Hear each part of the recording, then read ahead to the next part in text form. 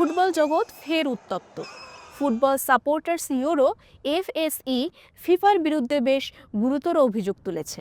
তাদের দাবি, আগামী বিশ্বকাপে অংশগ্রহণকারী দেশগুলোর জন্য বরাদ্দ দেওয়া টিকিটের দাম এতটাই অবাস্তবভাবে বাড়ানো হয়েছে যে সাধারণ সমর্থকদের পক্ষে বিশ্বকাপ দেখা প্রায় অসম্ভব হয়ে দাঁড়াচ্ছে।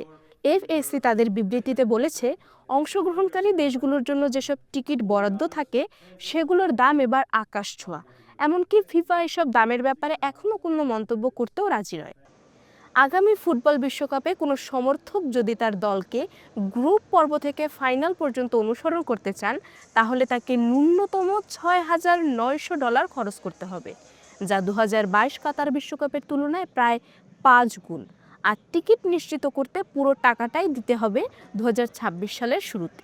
তার উপর সবচেয়ে সস্তা যে ক্যাটাগরি রয়েছে সেটি হলো ক্যাটাগরি 4।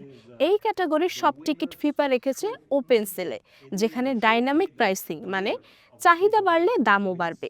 এফএসসি এটাকে বিশ্বকাপের ঐতিহ্যের বিরাট অপমান বলে জানিয়েছে। ফাইনালের টিকিটের দাম $4,000 কাছাকাছি। এমন দামে সাধারণ সমর্থক স্ট্যান্ডে থাকার সুযোগই পাবে না। এবারের আরেকটি বিতর্কিত পরিবর্তন হলো, গ্রুপ পর্বের ম্যাচগুলোর সব টিকিটের দাম সমান নয়। ম্যাচের আকর্ষণীয়তার নামে এক অস্পষ্ট ধারণার উপরে ভিত্তি করে আলাদা আলাদা দাম নির্ধারণ করেছে ফিফা।